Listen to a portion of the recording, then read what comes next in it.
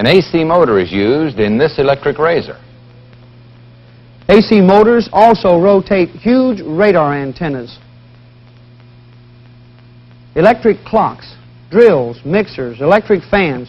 The list of commercial appliances that use AC motors is almost endless, and it's getting longer every day. More important to you is the use of AC motors in electronic equipment, like this blower motor that is used to remove heat in some radio or radar sets. Without these motors, the buildup of heat would damage the delicate electronic components within the equipment. The point is, since AC motors are so commonly used in almost every kind of work, it makes good sense for you to learn as much about them as you possibly can.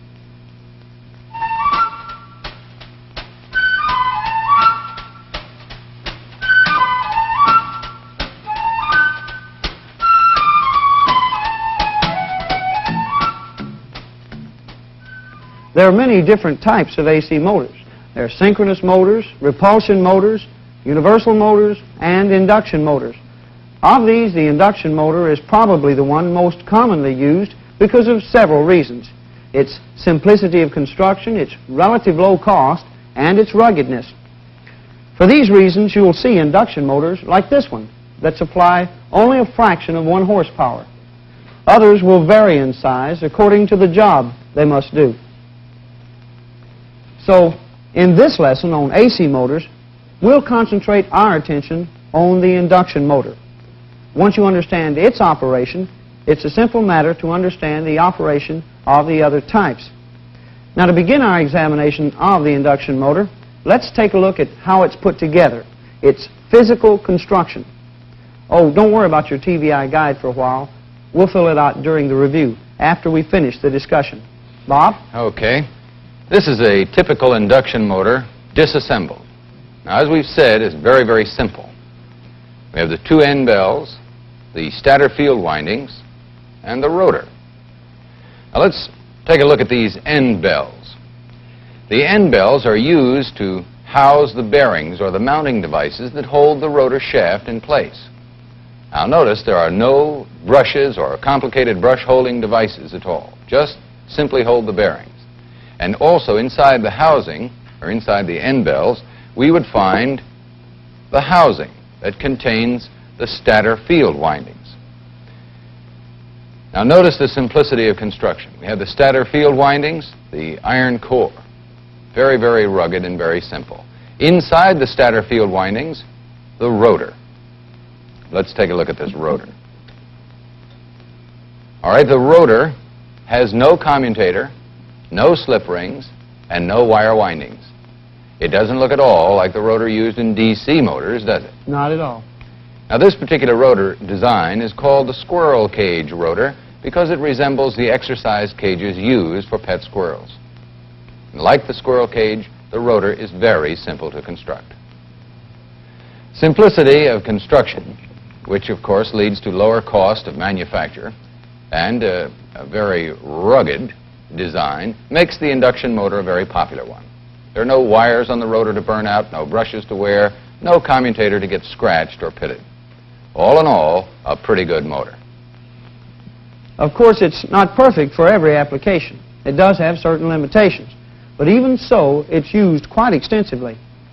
Now, there are several types of induction motors, but they all operate on the same basic principle. The same basic principle which can be illustrated like this. Okay, what we have here is a cardboard disc, and on the disc it's mounted on a pivot, by the way, so that we can spin it, and we have 2 permanent magnets glued to the disc. Thus, if we spin the disc, we have a rotating magnetic field. Now, the principle we want to show you here is that if we take another magnet, such as this compass needle, and put it on the pivot, in other words, so it's free to rotate, and we spin the cardboard disc, we have a rotating magnetic field. Now, you'll notice that the compass needle picks up the rotation of the rotating magnetic field, tries to align with it. Now, this is an extremely important principle. Let me show you that again. We have a rotating magnetic field. We have a compass needle. Look at it pick up the rotation of the rotating magnetic field. As it tries to align with the field, it begins to rotate. Now, this principle is the one that makes the AC motor operate? In the induction motor, the moving or the rotating magnetic field is supplied by the stator field windings. Right. And the rotor follows this field movement because it becomes an electromagnet. In other words, when current is applied properly to these windings, a magnetic field is generated that rotates about the housing. Now, the field windings do not move themselves, and this rotor is not a permanent magnet. But watch what happens when the rotor is placed inside the field windings. And the power is applied. The rotor rotates. Now, it's not physically connected to the field windings in any way, but it does rotate. Why? Simply because the field windings are providing a rotating magnetic field that induces a voltage into the rotor that causes current to flow, and the rotor becomes an electromagnet. And once it's magnetized, it's got to follow the rotating magnetic field, just like the compass needle did. Right. Now, Bob, we should point out that this rotor is not the correct size for this motor. No, it's a little smaller than the one that belongs in here. Well, we've used a smaller rotor to emphasize the fact that there is no physical connection between the rotor and the field windings. Actually, there are two major points to discuss in order to understand how the induction motor operates. First, we must have a rotating magnetic field produced by the stator windings. And second, we must cause the rotor to become an electromagnet. So let's first determine how we can produce a rotating magnetic field. Okay, coming up. Now, these four coils represent the stator windings of the induction motor. Actually, they're wound to act like solenoids for this demonstration. And we made them out of a deflection yoke from an old television set. Of course, the stator windings in the induction motor are not made exactly like this, but the magnetic field produced is essentially the same. Now, this switch on the bottom will allow us to apply certain voltages with certain polarities to these coils. And on this chart, we'll show these polarities during each increment of time. Now, in the center of the coils, we've placed a permanent magnet with an arrow on it to show the direction of the magnetic field at any one time. Now, this permanent magnet is simply glued to a ball bearing so that it can rotate freely.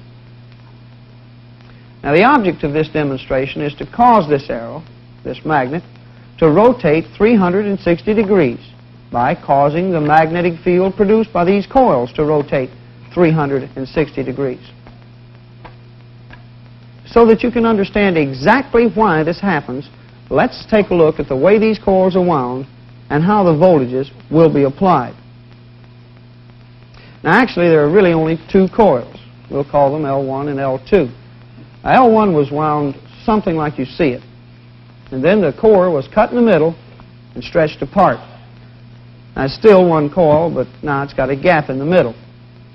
L2, the other coil, was constructed in the same way. Now, L2 will supply a horizontal magnetic field, and L1 will supply a vertical magnetic field. So if we supply voltage to just L1, we'll, of course, cause a vertical magnetic field. Like this. And the field lines up like this. Now, this arrow, like the arrow on our trainer, points to the north pole of this magnetic field. Right up here. And right here, Tom, we should point out that you can apply the left-hand rule and determine the magnetic polarity of these coils. We're not going to take the time to do it now, but it'd be a good idea for the students to do that, and they could actually prove that what we're saying is quite true. Right, that's a good point. Another good point is, if we reverse the polarity on L1... Make this a negative, in other words. Right. We'll, of course, reverse the direction of the magnetic field produced by L1. And the rotating magnet will again line up with this magnetic field. Now, the same thing, of course, applies to L2. With voltage applied only to L2, we'll produce a horizontal magnetic field. Like that. There we go. And if we reverse the polarity applied to L2, we'll go from positive to negative again. We'll, of course, reverse the direction of the magnetic field. Right. Now, from this, you should see that we can already produce four magnetic field directions: up, down, left, and right, simply by supplying the proper polarity of voltage to each coil. And we can also energize both coils at the same time and produce four more directions. Positive. Now, by supplying both L1 and L2 with this polarity, L1 produces an up direction, L2 produces a left direction, so the two equal fields combine and move up and left at this angle. And of course, if we reverse the polarity on both coils, we would, of course, reverse the direction of the magnetic field. We're going from positive to negative again. Like this. Exactly opposite polarity, and we reverse the direction of the magnetic field, causing it to move down and to the right. Right. Well, that essentially is what we're going to do in this demonstration. Simply supply voltage with the proper polarity to cause a magnetic field to rotate 360 degrees in a clockwise direction. Right. Now, we could just as easily produce counterclockwise rotation by reversing the direction of the windings on L1 and L2, but we chose clockwise. All right, Bob, let's reset the demo to the time 0 position. All set. Now, at this position, the pointer indicates 0 degrees. It's pointing straight up. From this, we know that only L1 has voltage applied to it. The graph shows that the value of this voltage is a positive 10 volts. At this time, of course, L2 has no voltage applied. All right, switch it to time 1. There we go. Now, at time 1, the pointer is indicating 45 degrees. Now, this tells us that both coils must now have voltage applied to them. Now, the voltage on L1 has dropped to 7.07 volts. And the voltage on L2 now has risen to 7.07 volts. All right, switch it to time 2. At time 2, the pointer shows that only L2 now has voltage applied. It's at maximum positive, 10 volts. L1 is now at 0 volts. At time 3, the pointer again indicates that both coils are energized. The graph shows L2 at positive 7.07 volts and L1 now at negative 7.07 volts. Now notice that the polarity on L1 has been reversed. This was done to reverse the direction of the magnetic field produced by L1. It's now down instead of up. Now I think time 4 will prove this, Bob. Sure will. Now only L1 has voltage applied, and of course it's negative 10 volts. Now see the difference between time 4 and time 0. At time 0, L1 was at max positive. The pointer showed that the magnetic field was moving up. However, at time 4, L1 is at max negative. The polarity is reversed, and the pointer shows that the magnetic field is also reversed. Okay, Bob, switch it to time 5. Now, once again, the pointer shows that both coils are energized. Now, notice that we also have reversed the polarity of voltage applied to L2. Now, both coils are at a negative 7.07 volts.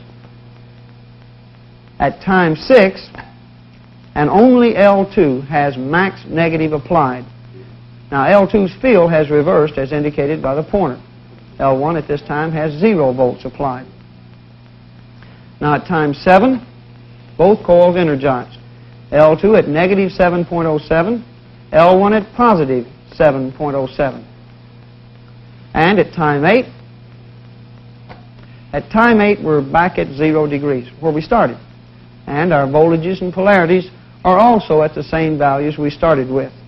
L2 is at 0 volts, L1 is at max positive. So we have rotated the magnetic field 360 degrees. But we used DC voltages to do it. And this is supposed to be an AC motor. Well, look at the graph of the DC voltages that we used to produce 1 revolution of the magnetic field. Here are the voltages applied to L1. And here, the voltages applied to L2. Look familiar? They sure do. If we connect all the voltages applied to L1 and all the voltages applied to L2, we find that we have 2 AC voltages that are 90 degrees out of phase. Well, that's why we use 10 volts and 7.07 volts. Now, 10 volts is the peak voltage of these AC sine waves. When we divide the sine waves into 45-degree segments of time, we see that these points are exactly 7.07 volts. So using these values, we constructed a sine wave that moved through 360 degrees. And then by applying these values to the trainer, we moved the indicating arrow through 360 degrees. The important point for you to remember is that two out-of-phase AC voltages will cause the magnetic field to rotate just like the DC voltages. Only with AC applied to the coils, the rotation will be a lot smoother, and we won't need a mechanical switch. The voltage values and polarities will change automatically as the input AC changes. Now another point is, one cycle of AC produces one revolution of the magnetic field in the example that we just used. Now the actual speed of the magnetic field of an actual induction motor would of course depend on the design of the field windings, the number of pole pieces, and of course the frequency of the applied AC. Now these field windings have AC applied to them. Not yet. Huh? Now they do. Oh, you turn the power on. Right. We've Okay, applied it. I'll start over. Okay. These field windings have AC applied to them in the proper phase relationship. They are producing a rotating magnetic field, Right. which is easily proved when this Well, chunk of iron is dropped into the field. proved, Tom, not really easily, because the magnetic field is attracting the rotor toward the You're stator saying field. it's Now kind we've of got hard to it. get in? Yeah, we've got it in there now, and if I let go of it, It rotates. right. And obviously something must be causing it to rotate. Mhm. And that's something, the rotating magnetic field. Right. A rotating magnetic field. But how does this cause the rotor to become an electromagnet? Well, you remember the requirements for induction? I sure do. A magnetic field, conductor, and relative motion. All right.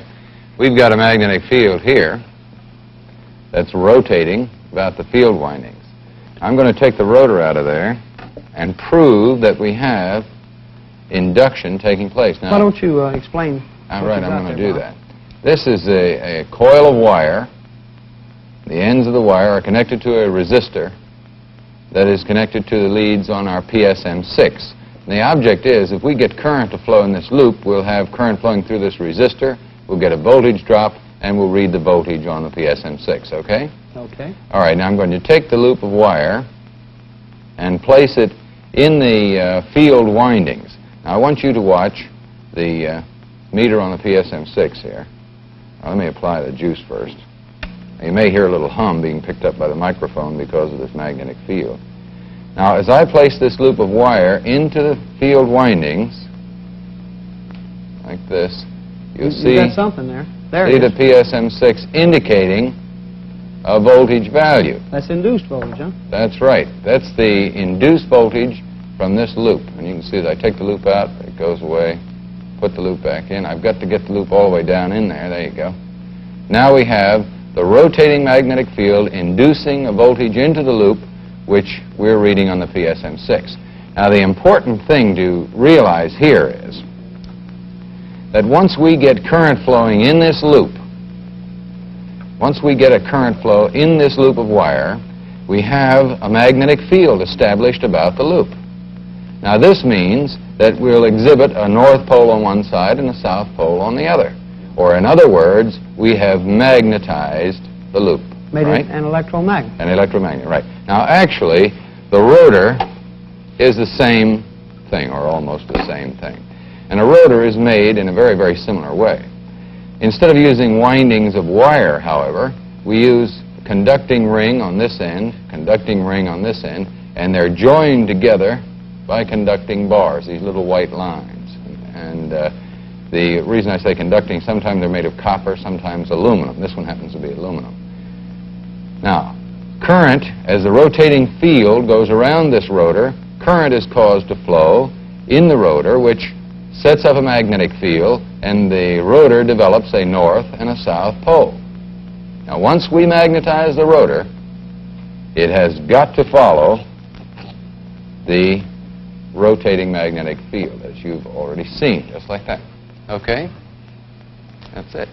The rotor follows the rotating magnetic field as soon as it becomes an electromagnet. Same thing that occurred with our little demo the permanent magnets on the card with the compass needle. You should point out, Bob, that the rotor also has a core made of... Right. Now, the rotor is a little different than the wire loop because it has an iron core, or a material that has a low magnetic reluctance. Now, this, of course, concentrates the magnetic field and makes the rotor a stronger magnet. So, the rotor turns following the rotation of the magnetic field. But, Bob, how fast does the rotor turn? Well, to answer that one, we've got to reconsider the requirements for induction. You remember the requirements? I sure do. Magnetic field, a conductor, and relative motion. Now, this relative motion is between the magnetic field and the conductor. And, of course, if there's no relative motion, then there's no induction. That's right. So we know from that, then, that the rotor cannot turn as fast as the magnetic field, because if they were both turning at the same speed, there would be no relative motion between them. No relative motion, no induction. No induction, no current flow in the rotor. And, of course, if we didn't have current flow in the rotor, there would be no magnetic field, no magnetism in the rotor. The rotor would just be another chunk of iron. And we also know that it can't turn faster than the magnetic field, because the magnetic field is what causes the rotor to turn. That is, it's the driving force. So if the rotor can't turn faster than the magnetic field, or even at the same speed, the obvious conclusion is that the rotor must turn slower than the magnetic field, right? Absolutely brilliant conclusion. Good. But tell me, Bob, how much slower? Now, that depends on two things. The amount of internal loading and the amount of external loading. Now, what do we mean by that? Internal loading refers to the drag or the load on the motor caused by weight and friction. You mean like it would be easier for a little guy like me to push a small light car than it would to push a big old heavy clunker like yours? It'd be easier for anybody, Tom. Especially me. Right. The same thing is true of this rotor. That is, it takes a certain amount of energy to overcome its weight to cause this hunk of iron to turn. And, of course, the friction of the rotor shaft on the bearings adds to the internal load. And there's a little cooling fan built into the rotor, and that increases the internal load. Now, the external load refers to the job or the work that the rotor must do. That is, turn gears or operate pulleys, or maybe turn a fan blade. That you just happen to have with you. Happen to have one in my pocket, right? Very good. Now, when we put this fan blade on the rotor, we have increased the load or the drag on the motor. And therefore, it's going to turn a little slower. In fact, I've got to give her a little start there to get it going. Now, it turns slower. Now, before, the rotor was turning almost as fast as the magnetic field, under a no-load condition, of course. Right. Now it slows down a little. Well, it slows down a lot, because it's got work to do. There's more drag on it. Right. That's the way. Mm-hmm. So the rotor does, then, turn slower than the magnetic field. I think we've proved that point, Bob. Right. Now, the difference between magnetic field rotation speed and rotor rotation speed is called slippage. And the greater the load on the motor, the greater the slippage. That's right. Now, since we put a load on the motor, this fan, in other words, we've caused the rotor to turn slower. Well, how do we generate enough energy to keep that rotor turning? That's a very good question, Bob, and I hope you've got a good answer. We do. The rotor becomes an electromagnet, right? Right. But how strong an electromagnet is the rotor? How strong should it be? It should be just strong enough to do the job, in this case, to keep the fan blade turning. The strength of the electromagnet is determined by the amount of current that flows through the conductors of the rotor. The more current, the stronger the magnet, and so therefore the current in the rotor is determined by induction. I've heard that somewhere before, induction. Mm-hmm. Well, we know that the magnetic field strength is at some fixed level, depending on the applied voltage. And we know the number of conductors in the rotor is also fixed. So the only variable factor that could affect the amount of induction is the relative motion between the magnetic field and the rotor. Is that right? Exactly. So if we increase the relative motion, we increase the rate or the frequency at which the conductors are cut by the flux lines of the rotating field. The greater the frequency of cutting, the more the current in the rotor the more current in the rotor, rather, and the stronger the magnet.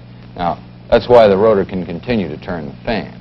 The load of the fan causes the rotor to slow down, just as I can do with my finger here. I can cause the rotor to turn slower. Now, as it slows down, the slippage increases, and the frequency at which the conductors of the rotor are cut by the rotating flux lines increases.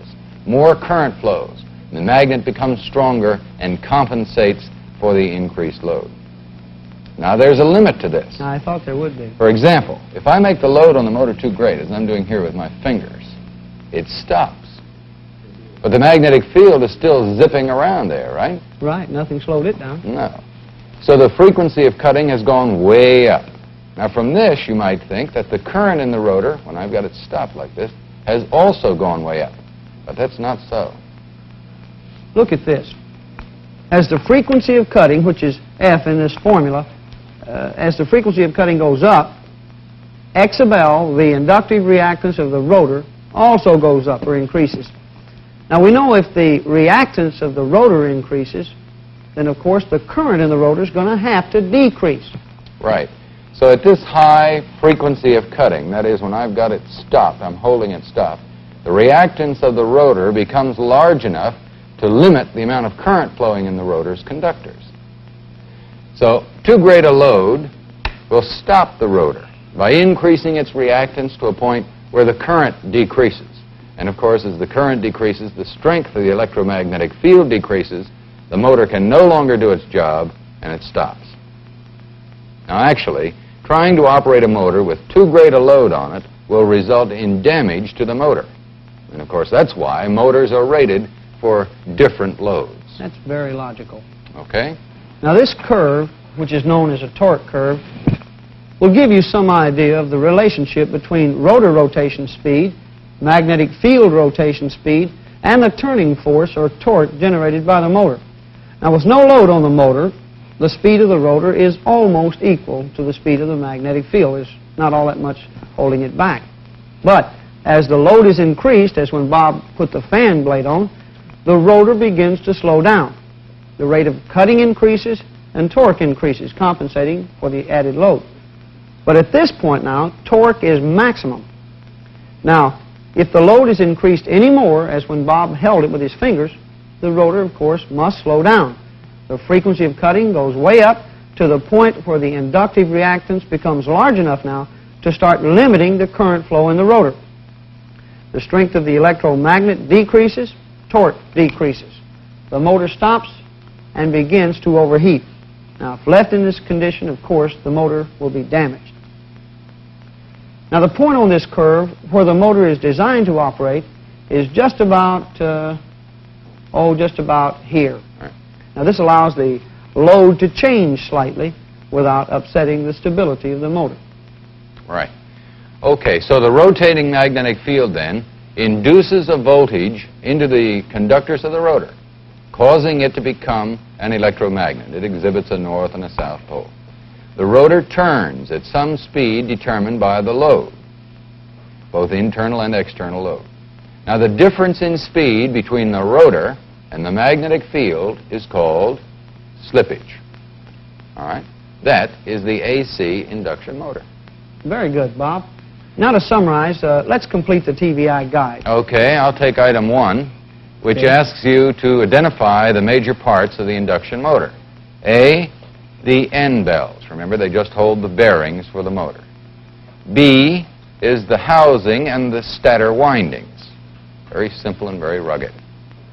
And C, of course, is the rotor. Right now. There are no slip rings or wire windings. And, of course, overall construction is very simple, very rugged. Okay, item 2. Very good. I'll take this one.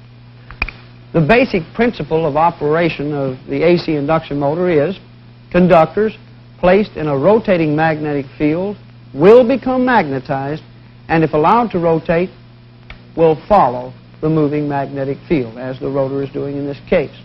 Right. All right, take number 3, Bob. Okay.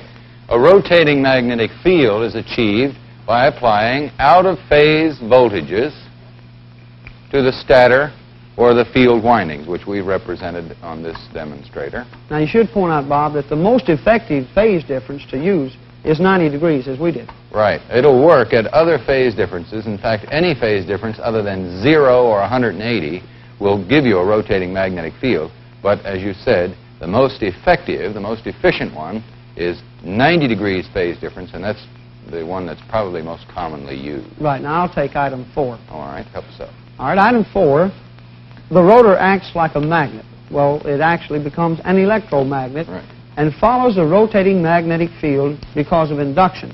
Okay, and we proved that with this little loop of wire, the resistor and the PSM6. We put the loop in the field windings, and the PSM6 showed us that we did have a voltage induced into the loop, causing current to flow. Once we had current to flow, we know that the loop had to become magnetized and exhibit a north and a south pole. And once we get it magnetized, it has got to follow the rotating magnetic field. Which brings us to item 5, which I believe you can have. Exactly. All right, the rotor of the induction motor does not rotate as fast as the magnetic field because of several forces that act on the rotor. One, the internal load, that is rotor weight, the little fan, the bearing friction, and so on. And the external load on the motor, such as the gears, pulleys, or the fan blade, or in this case, my finger. As I squeeze it a little bit, you can see that it turns Whatever work slow. the motor Right. must do.